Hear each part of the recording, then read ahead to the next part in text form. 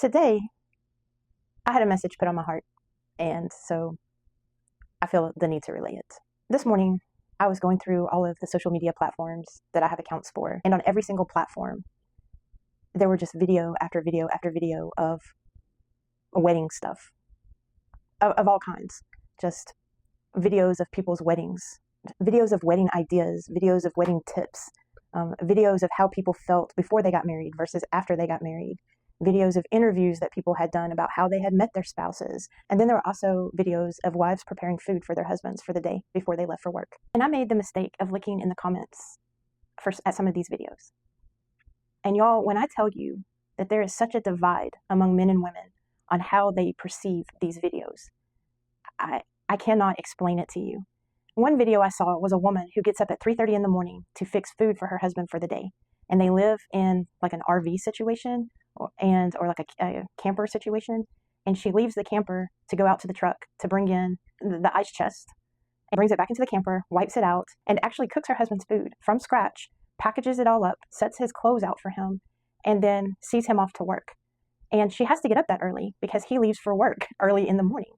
And there were comments from the women about how subservient she seems to him. And I guess it's because she's doing it all seemingly joyfully. You know, she doesn't seem to have a problem doing it. She's doing it lovingly.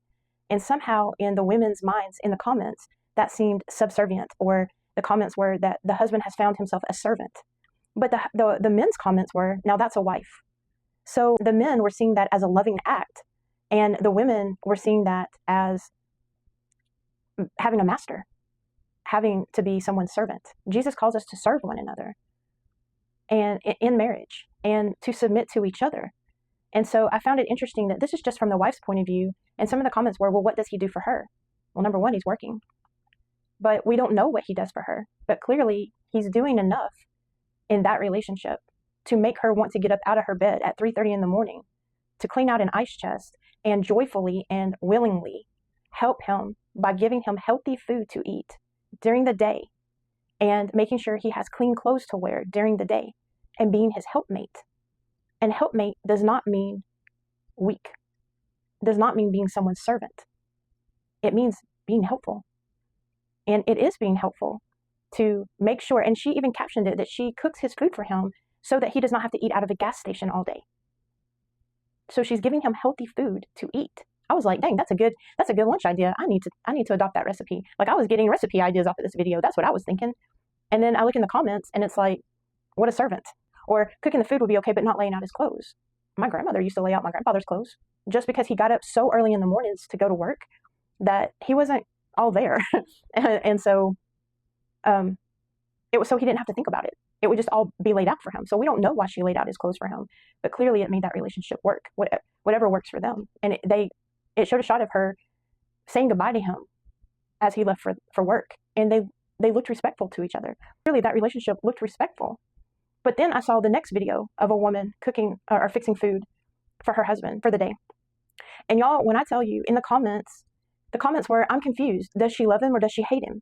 And the reason why they said that was because she was angrily squeezing mayonnaise out of a bottle, like, like she hated that mayonnaise with all of her heart and her soul. And she looked like she resented fixing him food. And she took her hand and she took a can of tuna and put it on some paper, like a paper wrapper, and angrily squeezed out some mayonnaise on top of it and took her bare hand and mixed it up. I have never seen anybody mix up tuna salad with their bare hands, but then used a spoon to, like, wash her hands and then used a spoon to put the tuna salad onto a wrapper, like a tortilla.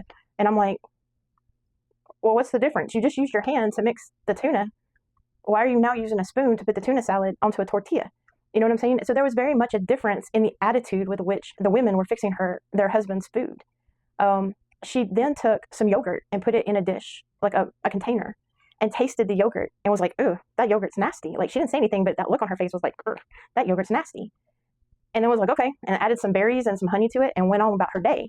So she's giving her husband food that she doesn't even like herself and just trying to doctor it up and kind of looking at the yogurt container like, well, okay, whatever, it's here now.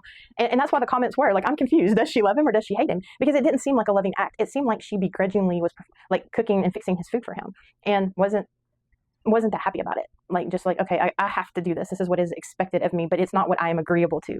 But the first video, the woman was just going about her day, going out to the truck, getting the ice chest. People had things to say about that. Like, why can't he bring the ice chest in from the day? Well, I don't know, but maybe she told him he didn't have to worry about it. Maybe their camper's too small and she didn't want to have to keep stubbing her toe on it. But clearly it worked for them because she was going out there, getting that ice chest, knew exactly where it was in his truck, and brought it back in, wiped it out, cleaned it out, made sure it was clean, packed everything up. He had water in there, to drink. And all the food was healthy and freshly made, because a lot of people were saying, well, why didn't she cook it the night before? Maybe she just wanted him to have some fresh food, and that was how she viewed it, that he needed fresh food and she was going to get up and cook him his fresh food. And maybe that was her vision of what a wife does for her husband. Maybe he didn't have anything to do with that. Maybe that was her idea. We'll never know. But the second wife was not happy about it, taking it out on the mayonnaise bottle, taking it out on yogurt, which eventually will take it out on her husband, because if she don't want to eat it, why is she feeding that to her husband? And then we had a third video from a husband's perspective. Now, this guy makes me laugh. This is the second video I have seen of him. And the first video of his that I saw was, he was like, my wife fixed me lunch and your wife no fix you lunch, okay? And everything he's taking out of this bag is candy or sweets or juices. It's all prepackaged sugar. That's all I can say. I'm judging that, okay? That's on me. But he was ecstatic about it. And I'm like, he's happy, but maybe he's happy because he's on a sugar high. Maybe that's how she keeps him happy. I don't know. But he was ecstatic about what was in that bag. He's like, I've got some gummies and I've got some gelatin and I've got some pineapple juice. And I haven't had pineapple juice in a while, and he was going on about it and he was happy. But he's like, my wife fixed me lunch and your wife no fix you lunch, And in the second video, he's like, my kids gave me this Baby Bell and I don't know what this is. And he's trying to figure it out, eating the wax, And it was cute.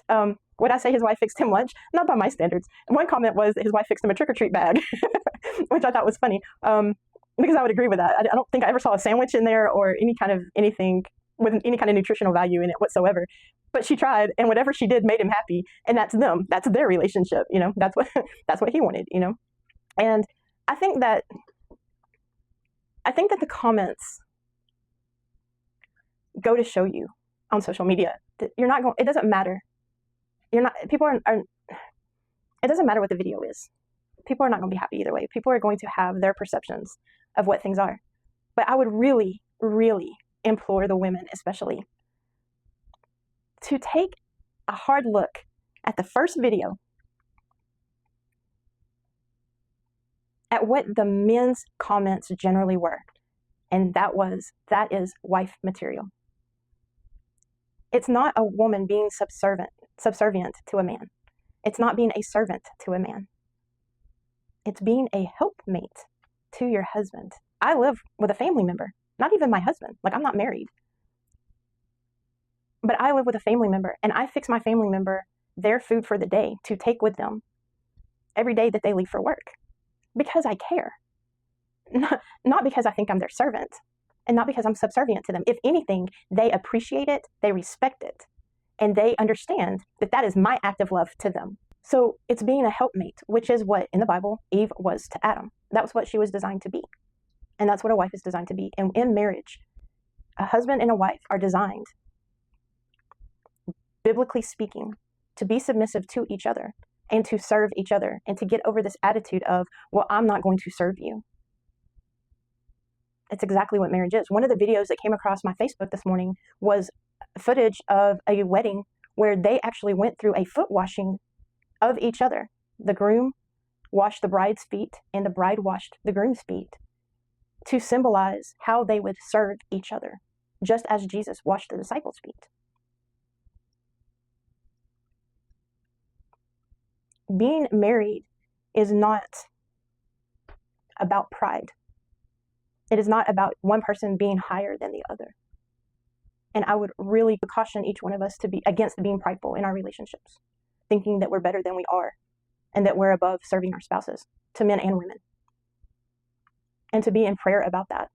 This is just something that God has really laid on my heart. And I hope that it's something that you'll really take into consideration. Until the next time, may the Lord bless and keep you. May the Lord make his face shine upon you and be gracious to you. May the Lord turn his face toward you and give you peace. I love y'all. Have a great day.